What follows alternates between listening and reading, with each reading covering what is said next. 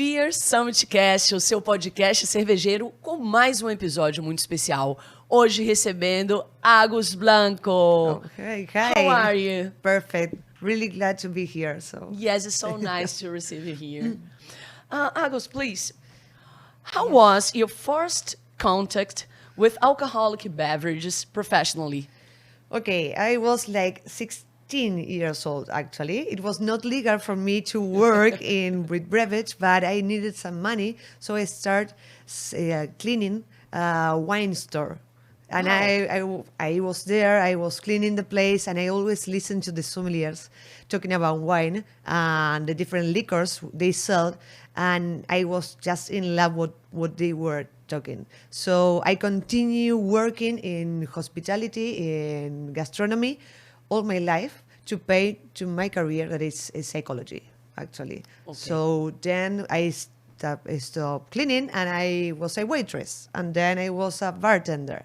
And then I was an event organizer. And then I started working again in bars. And that's when I realized that people don't know how to think, how to ask for drinks in a bar. Choose. Exactly, in the menu. And that moment when I was outside in the bar talking with clients and they didn't ask for a cocktail, for example, or a whiskey because they didn't know how to ask it or what was the difference. And I was not available just to spend a lot of time with each person. I realized that there was we need something to do about this. And that was a sweet 16. Yes, totally. And that's for me, it's the points in my life when I realized that the communication was not okay. There was a lot of beverage, there was a lot of beer, but people don't ask for it. So we have a problem. We have a really good product. We have a lot of people thirsty, and they are not going together. So what we can do to make them be in love, and that's what I start studying, actually. Okay. And what was your training? Okay, so it was like baby steps. I started studying bartending. When I was in the bar, then I studied organization of events, and then I started studying whiskey. That was my first lab. Whiskey distillation, almost 2 years, 3, studying that. And then I started with Carolina Perez, that is a really good known sommelier and judge in Argentina. I am from Argentina. That's an important part. English is not my first language. I'm trying to do my best here. You're doing great, baby. And she teach me everything I know about beer, actually. And I start training myself with all my colleagues and the people. For me, the best training was listening to actual consumers and what they want. Okay. So what they need me to teach them, you know what I mean? Like, what is the really problem without the communication, this bridge between brands and people? And listening to these persons, the bar, the consumer itself, I start trying to train myself in all these skills that will help me take them the beverage, the whiskey, the beer, the malt, actually. Okay. I'm a malt lover. We are. Yes, we are. How exactly does your company operate in the market? Well, Lupulo Digital it was a dream. It was a dream, actually a dream. I was in a car and I was sleeping and I saw... In the car? No, not driving. I was not driving. I was no, the car was going. Okay, we were going to a brewery. I was in the other. That's fun. No, it's a great scene. Totally. No, I was in the back seat, sleeping, and I have this weird dream where I see all these brewers with beer. Of course, it was like a real-time thing, and I say how I can make these guys spend and understand more the public. So I thought, well, maybe if I talk to them in their language, in the hop language, I can translate consumers to brewers. And I wake up and I told Vicky, I have an idea. Let's open this company that is we'll call Lupulo Digital, and let's translate consumers to brewers, not the other way around. And that's how Lupulo was born. We try to be a bridge. For me, it's a platform. We are quite maybe 8 people now, 9, working to make this platform where everybody can talk with their needs and they can interact in the same language. Because the problem for me is that brewers speaks one language that maybe is like technical or passionate sometimes. Yes. Or their dream beer, and consumers want beer. And the ones that want they want to trust beer, they want to learn a little bit more. They don't know how to, when you trust something, for example, yes. I love meat. No, I eat a lot of meat. I'm from Argentina, of course. So I go and search for different type of meats because I know that the product itself, it will like me, So if you can bring me something that I don't know, I will try it because I know the product itself. For me, customers achieve the same. They try the beer the same way. They love beer, but you need to tell them, okay, try this that is different.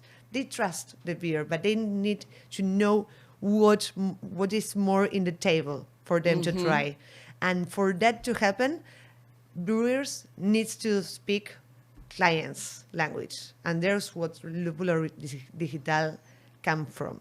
We work directly with brands, directly with bars, and with distributors too. And what we do is, okay, this is your profile, these are all your beers. Let's see what public is the better one for you. Okay. Let's see what type of client do you have actually right now, and how we can improve that or grow that. And that is the middle that we talk. We're like a diplomatics, of yes. beer. And you do social media? Well, we have some part of our team that do social media. Okay. Some part do local shops, online shops, some webs. But my work is the project manager, actually, of everything. But I work. I am not sitting in a desk. I think I will never stop working. I love it. Very interesting. How do you approach marketing communication for different types of beverages, or beer, whiskey? Or Geneva? Yeah. Well, it's a little bit what we were talking early. What I think is depends the public. I travel a lot. I don't like people just to tell me what's your client or is. If not, I need to see it myself.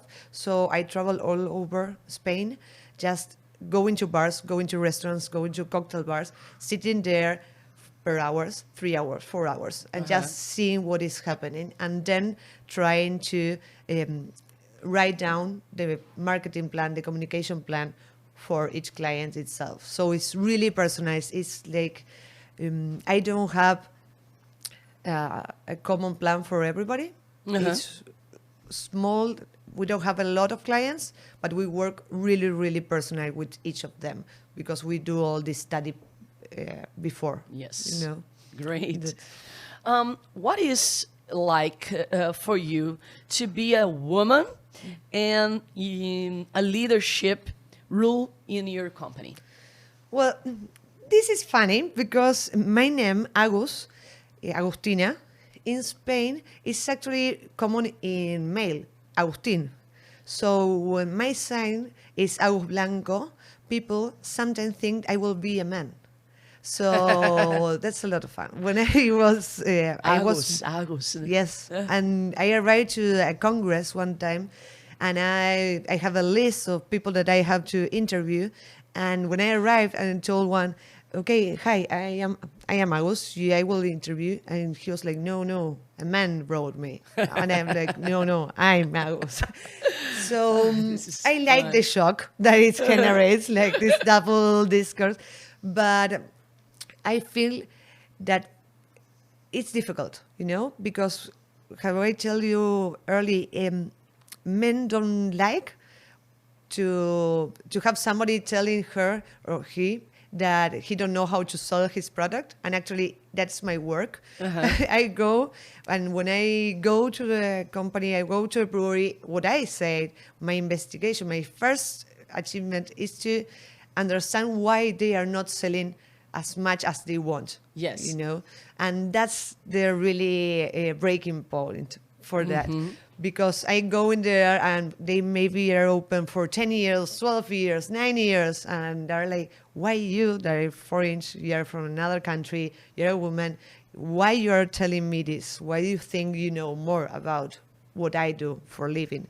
And that's not easy, but I think that if you have a good ground to stand, and you go direct with the truth, you have your place. Yeah, I feel that a lot of women or a lot of men think that we don't have, we are shy. No, we don't know how to say things, and that's the problem. We just need to talk. We have a voice. Yes. Give voice to the women. No, we have a voice. We all know that we have a voice, but we just need to talk. If you talk, men, women, everybody will respect you. The problem is if you don't talk. Yes. But that's happened to everybody. That's the point of equality. Just everybody needs to talk in the same volume. You know Yes, what I know. mean? So that's what I think. It's difficult, but I have been opening a lot of doors just talking. So I trust that if we talk and we really focus on that, things will happen. Yes. No? Great. And finally, I would like to know, how was your experience here in Brazil Beer Cup? What? Okay, I'm without words about this. No, I was really excited to receive the invitation. Actually, I love it. It's my first really big cup here in America, and I'm from America, so that's weird, right? But sharing with all these professionals from Latin America, from all these countries, is really not so interesting, but it's te hace crecer.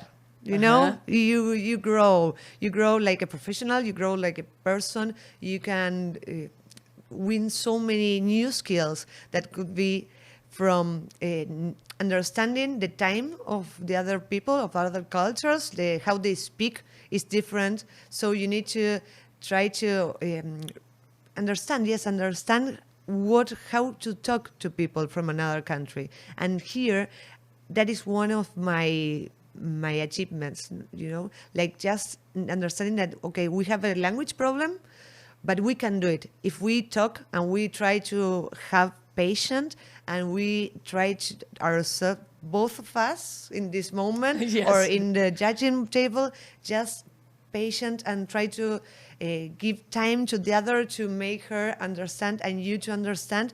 That will make it happen. And I think that beer is a little bit that.